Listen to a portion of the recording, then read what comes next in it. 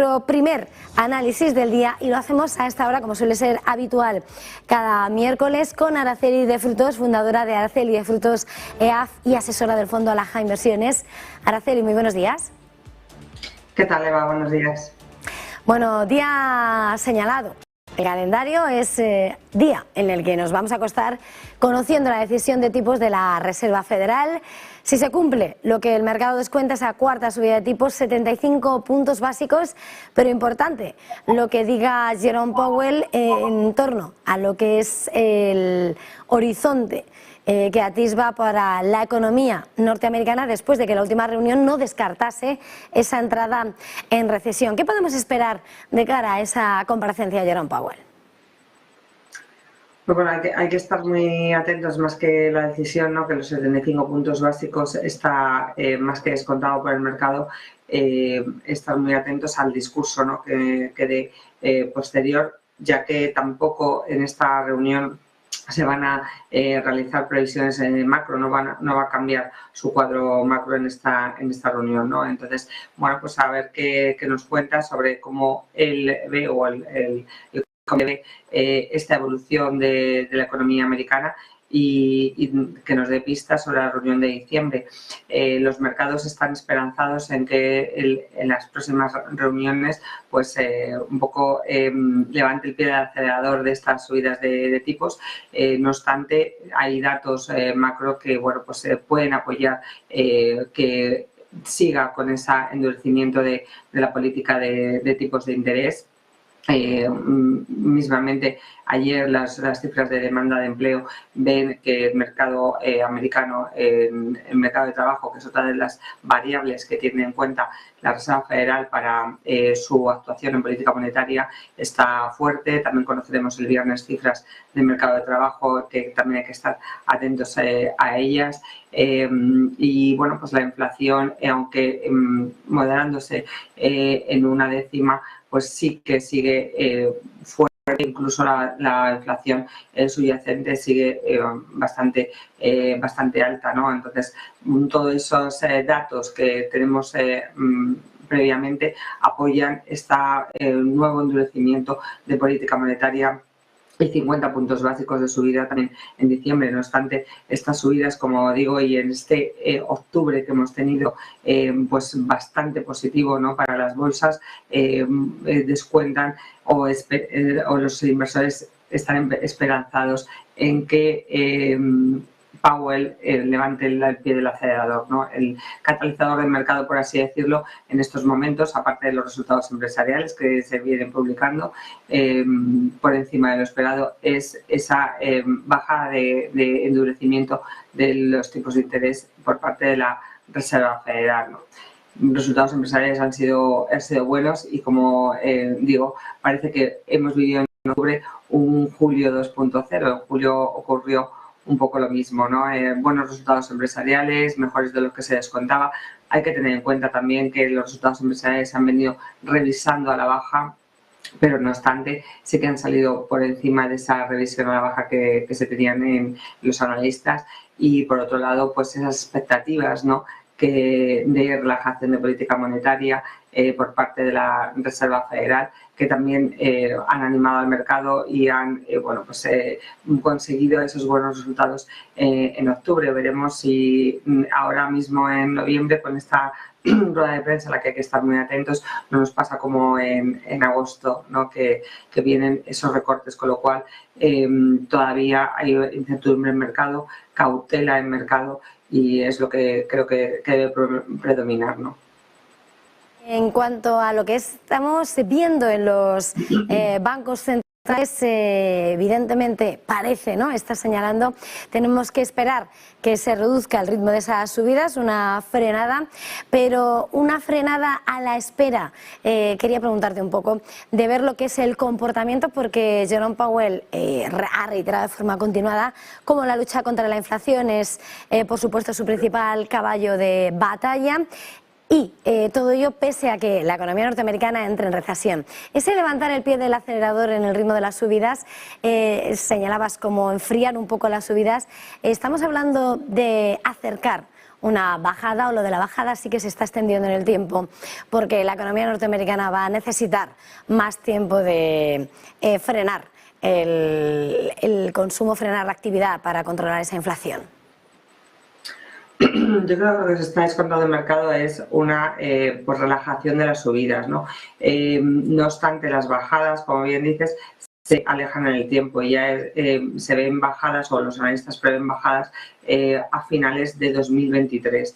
No obstante, prevén también que se mantengan estos tipos en torno del 4,5-5%, que es el objetivo que en un primer momento marcó Powell, ya alcanzándose pues en el primer trimestre del 2023, y se mantengan en estos niveles hasta finales del año que viene. No obstante, el ritmo de subidas difiere en 25 puntos básicos más o menos, o sea que tampoco estamos teniendo en cuenta unas subidas muy radicales, ¿no? Yo creo que básicamente no hay nada que cambie la hoja de ruta que tenía la Reserva Federal marcada, ¿no? Entonces, yo creo que debemos pensar que los 75 puntos básicos de esta reunión y los 50 de la reunión de diciembre es el escenario más probable que puede aparecer. Ahí, luego al final de estas reuniones es lo que debemos tener en cuenta en cuestión del discurso de Powell, no más allá de estas reuniones, pero yo creo que al final la Reserva Federal en todas sus declaraciones, y los miembros también, han dejado bastante claro que la lucha contra la inflación es el objetivo, y que aunque se tenga que sufrir, porque nunca la palabra recesión lo han nombrado, ellos van a seguir focalizados en ese objetivo. De momento, los indicadores adelantados muestran que ese objetivo y esas subidas de tipos de interés la economía americana todavía lo puede soportar, porque aunque ha entrado en recesión técnica, ellos no lo admiten, ¿no? Entonces, si todo sigue pues un mercado laboral fuerte con una tasa de desempleo del 3,5%, sí que es verdad que el sector manufacturero muestra una ralentización, ¿no?, con los indicadores adelantados de PMI e ISM, pero aún ellos opinan que la economía americana puede resistir. Van a seguir su hoja de ruta, aunque el mercado esté ilusionado o descontando que no quiere que suban más, ¿no? Eso, no se puede luchar contra la Fed, ¿no?, como se dice, y yo creo que ellos van a continuar con su hoja de ruta, y nada más hay que ver también cómo está la curva americana. Ya el año en la curva, en los plazos cortos de la curva, pues está acercándose al 5%, está ya en 4,70, ¿no?, a un año, lo cual, también indica que el mercado de renta fija, que es lo que antes se descuenta, la Reserva Federal va a seguir con esa hoja de ruta de subidas de tipos hasta que la economía aguante, ¿no? Es lo que Powell nos está diciendo. Vamos a ver qué nos cuenta esta noche. Más allá de lo que diga esta noche, sí quería preguntarte también sobre otro asunto. Nos hace mirar más a Asia. Estamos viendo ya en la jornada de ayer esa jornada de recuperación para las bolsas asiáticas, en medio de esas informaciones que apuntan a cómo China podría, sí, dar un cambio en su política, en concreto sobre esa política de cero COVID, algo que sin lugar a dudas sienta bien a los mercados chinos, a los mercados asiáticos, pero por supuesto que son importantes para el resto del mundo, sobre todo mirando a lo que es el consumo, a lo que es la producción, la demanda de petróleo. Ese movimiento de apertura hace unos días se barajaba esas informaciones acerca de reducir la cuarentena para los viajeros internacionales que llegasen a China. Ahora se habla de esas ideas para también relajar el resto del conjunto de medidas de esa política de cero COVID que tanto ha supuesto para frenar el crecimiento de China, para su consumo. ¿Cómo hay que interpretar, qué podemos esperar de acuerdo al movimiento de las bolsas chinas, lo que sería esa relajación, y cuál podría ser evidentemente el impacto en el resto del mundo, en las cadenas de suministro, una relajación por fin de ese cero COVID?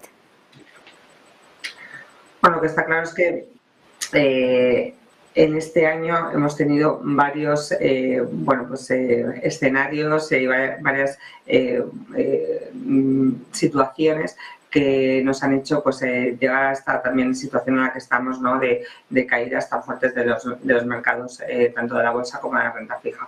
Una de ellas es la política de COVID cero, la falta de crecimiento en China, que eso, cómo nos afecta al crecimiento, como dices tú, a la demanda de petróleo, pero también al no funcionamiento de las cadenas de suministros, a las restricciones en algunas empresas, sobre todo a la falta en semiconductores, en el sector tecnológico. Entonces, lo ideal sería que esa política de COVID cero se levantase, pudiese el comercio y las transacciones realizarse normalmente, y eso tendría un impacto positivo en las bolsas y en determinados sectores muy afectados por la cadena de suministros, como también es el sector transporte o el sector de semiconductores, ¿no?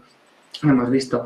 Eso sería un catalizador bueno para las bolsas, como otros que pueden ser el fin de la guerra en Rusia e Ucrania, y la relajación de las tensiones geopolíticas que nos imprimen mucho más incertidumbre en los mercados, con lo cual, si esto es así y la relajación de la política de COVID realmente se implanta, sería positivo para estos sectores que te señalo, por ejemplo, ¿no? Sectores de transportes, sectores semiconductores, todo lo que tenga relacionado con cadenas de suministros y por supuesto, sector energético con aumento de demanda de energía, ¿no? Acabas de señalar una palabra, esa energía, que es con la que querría terminar este primer análisis del día, Araceli, porque lejos de las sanciones internacionales contra Rusia por esa invasión de Ucrania, lejos de las medidas de almacenamiento, al final no deja de repetirse la idea de que, pese a que el resto de los países europeos buscan una forma de alimentación energética diferente y ajena a Rusia, al final el riesgo sigue existiendo. Vemos cómo hoy Alemania quiere precipitar las ayudas en esa inflación energética a familias y empresas, lo van a estudiar hoy con los Länder. Reino Unido tiene ya y planea poner en marcha ese plan de funcionamiento en caso de blackout. Japón señala que no puede vivir sin el petróleo ni el gas rusos, y lo que parece claro es que por mucho diálogo en el que se quiera presumir de que somos libres ya, que tenemos almacenamiento y que no necesitamos a Rusia, la situación sigue siendo muy delicada. Lo vemos en Japón, lo ha dicho una de sus grandes energéticas en una entrevista a Financial Times, como no pueden vivir sin el apoyo de la energía rusa, salvo que tengan una contraprestación por parte de Estados Unidos o Europa que compense, y parece difícil. En ese escenario, ¿cómo dirías si esa inflación energética, si todo lo que se está haciendo, podemos decir que el riesgo está pasando o que queda mucho por hacer porque no parece que se despejen las dudas ni siquiera sobre este invierno? Bueno, sí, como se ha visto, el depender únicamente de un suministrador es es el fallo, ¿no?, que ha tenido Alemania principalmente, ¿no?, pero también Europa, esa dependencia del gas ruso.